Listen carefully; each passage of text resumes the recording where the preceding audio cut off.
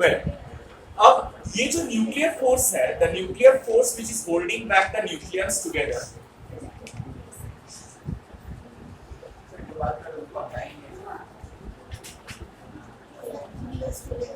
ये जो nuclear force है which is holding the nucleus together, इसी को ही ये न्यूक्लियर फोर्स क्रिएट करने के लिए न्यूक्लियर बाइंडिंग एनर्जी रिस्पॉन्सिबल होता है। ठीक है, मतलब nuclear binding energy is a source for the formation of nuclear forces, ऐसा हम लोग सोचते हैं। राइट, अब इसमें एक इंपॉर्टेंट चीज है जो हम लोग को न्यूक्लियर स्टेबिलिटी के साथ डील करने का सिखाएगा। ठीक है, फर्स्ट क्वेश्चन, अभी थोड़ी देर पहले मैंने बोला न्यूक्लियर फोर्स के बारे में कि वो एक क्या फोर्स है, शॉर्ट रेंज फोर्स है। क्या फोर्स है?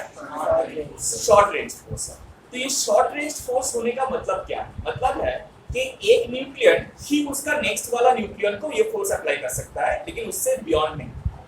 जब नंबर ऑफ न्यूक्लियंस कम होते हैं, means the number of nucleons is less, like the atoms of hydrogen, helium, lithium, beryllium, carbon, nitrogen, oxygen, this atomic number is very small.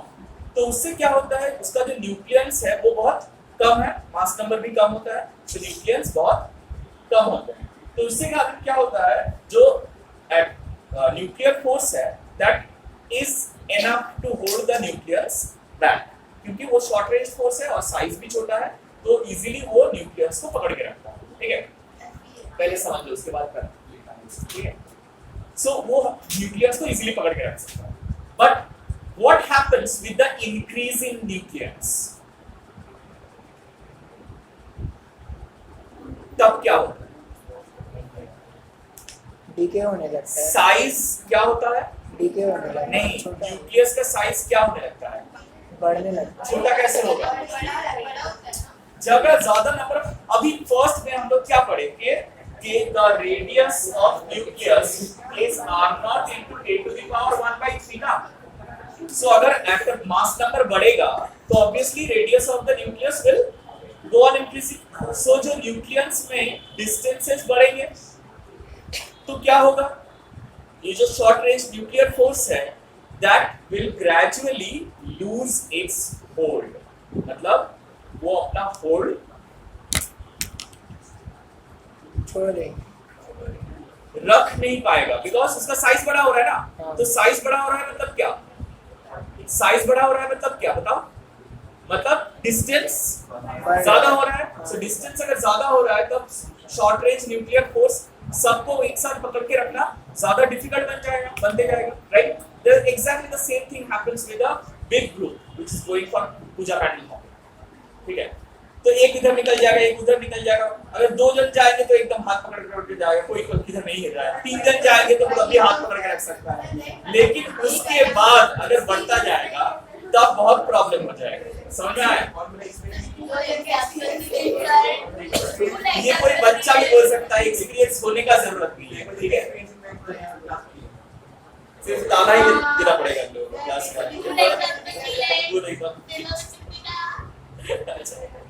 So let's come back. So what happens? This the binding energy required for the number of nucleons also goes on increasing. What happens? The nucleus becomes more and more unstable. वो क्या हो जाता है? Unstable बनते जाता है।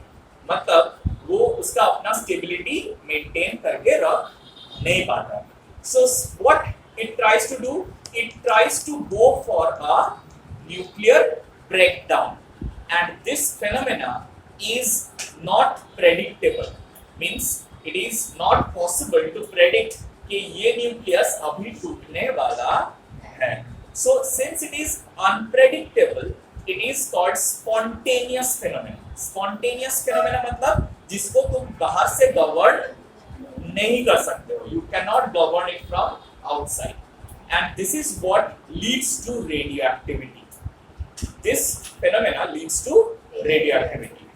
So what is radioactivity? Radioactivity is spontaneous breakdown of bigger nucleus into smaller nuclei.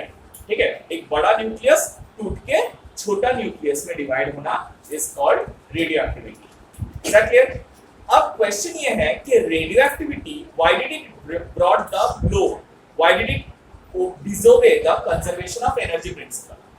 देखो जब रेडियोएक्टिविटी होगा उसमें क्या हो रहा है, एक बड़ा न्यूक्लियर टूट के छोटा न्यूक्लियर में कन्वर्ट हो रहा है। सो अगर एक बड़ा न्यूक्लियर होगा तो उसको बाइंडिंग एनर्जी बहुत ज्यादा चाहिए होगा, लेकिन जब वो टूट के छोटा न्यूक्लियर बन जाएगा उसको बाइंडिंग एनर्जी रिक्वायरमेंट कम होगा। तो वो जो एक्स्ट्रा एनर्जी है that comes out in the form of radiation. So that is the source of energy, production of energy, मतलब energy is being produced from the decay of those nuclear. Is that clear? So that is why radioactivity is a blow to the conservation of energy principle। क्यों? क्योंकि वो energy से form नहीं हो रहा है, वो मास से फॉर्म होकर बाहर निकल रहा है। Is that clear? समझ में आया about the nuclear stability? तो ये जो कर्व है ये न्यूक्लियर स्टेबिलिटी को प्रॉपर्ली एक्सप्लेन करता है। अब ये कर्व क्या है? देखो X axis Y axis mark किया हुआ है।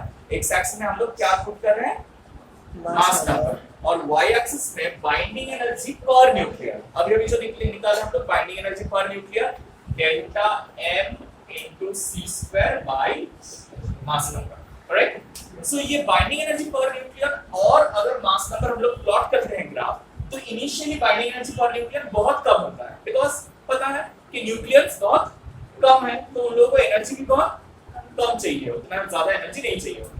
जैसे जैसे नंबर ऑफ न्यूक्लियस बढ़ते जाता है बाइंडिंग एनर्जी भी क्या होता है, बढ़ते जाता है। तो अगर मुझे एक चीज बताओ, बाइंडिंग एनर्जी पर न्यूक्लियन भी ज्यादा होगा और न्यूक्लियस भी बढ़ते जाएंगे, तो वो एटम स्टेबल होगा या अनस्टेबल होगा? थोड़ा सोचो। बाइंडिंग एनर्जी जो चाहिए उसको बाइंड करके रखने के लिए वो तो बढ़ रहा है ना, वो घट रहा है थोड़ी, वो घट नहीं रहा है। सो इसीलिए क्या होता है, up to iron Fe stability सबसे ज्यादा होता है, मतलब स्टेबिलिटी बढ़ते जाता है। Why? Because binding energy per nucleon जितना ज्यादा होगा उसको होल्ड करके रखने के लिए एनर्जी मेरे पास ज्यादा है, तो ऑब्वियसली हम इजीली होल्ड करके रख पाएंगे। जैसे जैसे मेरा एनर्जी कम होता जाएगा वैसे ही उन लोग कुछ करने का अपने आप करने का कोशिश करेगा। राइट? तब वी आई एम डूइंग, अगर हम क्लास में बहुत जोर से चिल्ला रहा है तो सब लोग चुपचाप बैठ के सुन रहे हैं, लेकिन जैसे हम बात करना बंद कर देगा सब लोग चिल्लाना शुरू हो जाएगा, ये इसका मन ये करेगा, उसका मन वो करेगा, ऐसे करना शुरू हो जाएगा। राइट? सो अगर बाइंडिंग एनर्जी पर न्यूक्लियन ज्यादा है इसका मतलब क्या है, वो स्टेबल है। सो ये सेंटर मतलब आयरन का आसपास जो होते हैं वो बहुत स्टेबल होते हैं।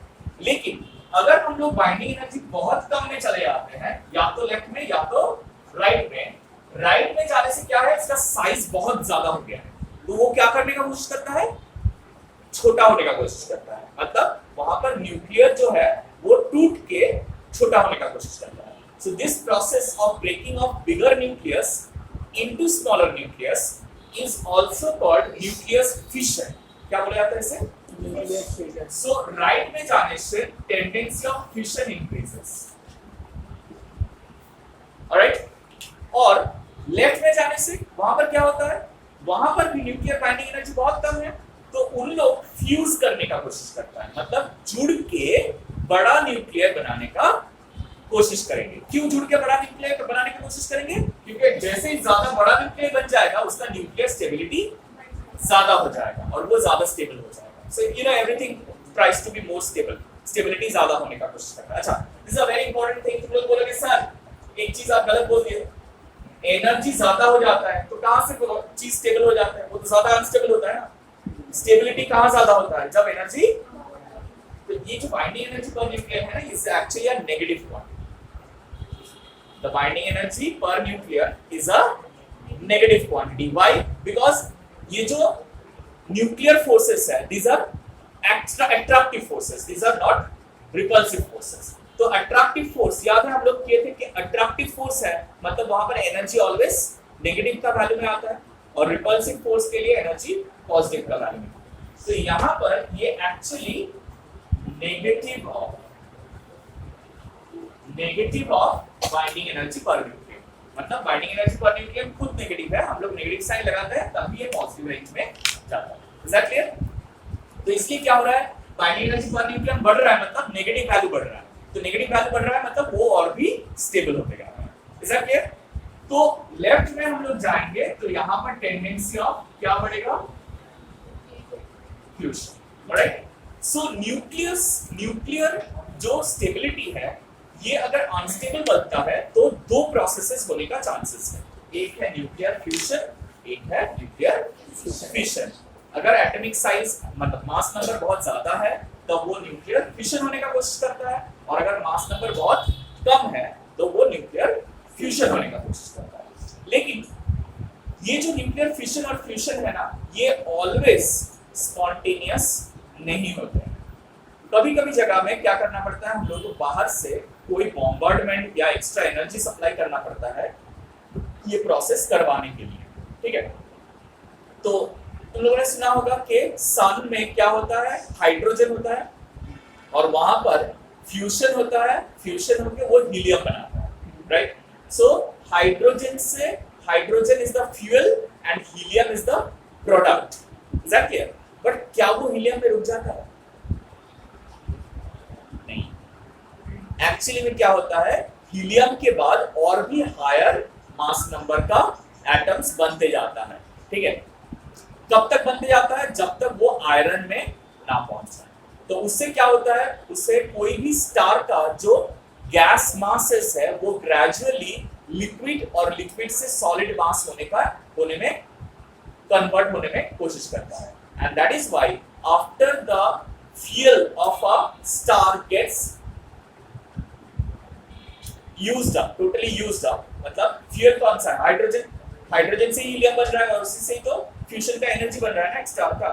वो फ्यूल जैसे जैसे यूज्ड अप होते जाता है वो ग्रेजुअली साइज में छोटा होते जाता है, राइट। इनिशियल स्टेज में एक सन क्या होता है, जैसे हम लोग का सन है, कोई भी स्टार क्या होता है, बड़ा होता है। जैसे अभी हम लोग का स्टार जो है, सन जो है, वो साइज में बड़ा हो रहा है, इट्स अ यंग स्टार, ठीक है। तो उसमें क्या है, उसमें बहुत ज्यादा हाइड्रोजन है, वो हाइड्रोजन को यूज कर रहा है और उसमें एनर्जी भी बहुत ज्यादा हो रहा है and it is obviously expanding. लेकिन जैसे जैसे उसका फ्यूल घटता जाएगा वो एक फाइनल स्टेज में रेड जायंट में कन्वर्ट होगा, ठीक है।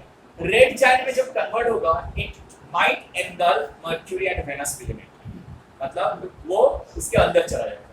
Once it gets converted into a red giant, उसके बाद क्या होगा, उसका फ्यूल खत्म हो जाएगा और उसमें जो हाइड्रोजन्स है वो बहुत कम हो जाएंगे और हीलियम और हेवियर एलिमेंट्स बनने लगेंगे। जैसे हीलियम और हेवियर मेटल्स बनने लगेंगे वो क्या होगा, साइज में छोटा होता जाएगा and finally it forms a white dwarf. तो जब वो बनता जाता है तब क्या होता है, उसके अंदर हायर एलिमेंट्स बनता जाता है। कहां तक हाईएस्ट एलिमेंट बनते जाता है, अप टू आयरन, क्योंकि वहां तक सबसे ज्यादा स्टेबल आयरन तक बन गया। और उसके बाद वहां बिगर हायर एलिमेंट्स के लिए, मतलब बिगर हायर एलिमेंट्स अगर बनता भी है वो स्टेबल नहीं होता है, अनस्टेबल होता है, राइट। सो बाइंडिंग एनर्जी का क्या बोल रहे हैं, समझ में आया। अब इसके बारे में कुछ बेसिक इंपॉर्टेंट इंफॉर्मेशंस है जो हम लोग को थोड़ा पढ़ना पड़ेगा यहाँ पर। कहाँ पर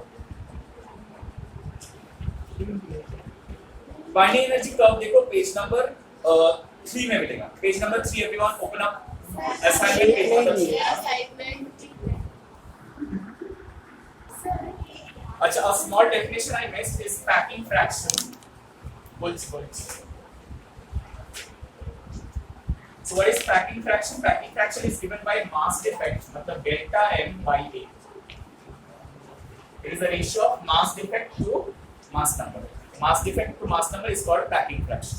ये ratio को packing fraction बोला जाता है, ठीक है।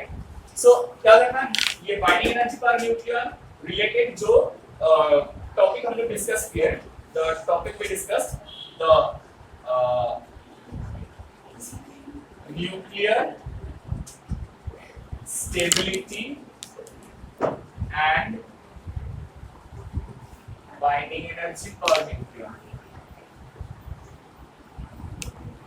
ये थियोरेटिकल है लेकिन इंपॉर्टेंट है, इसका टॉपिक मतलब पॉइंट्स बना के थोड़ा रिमेंबर करना जरूरी है, ठीक है।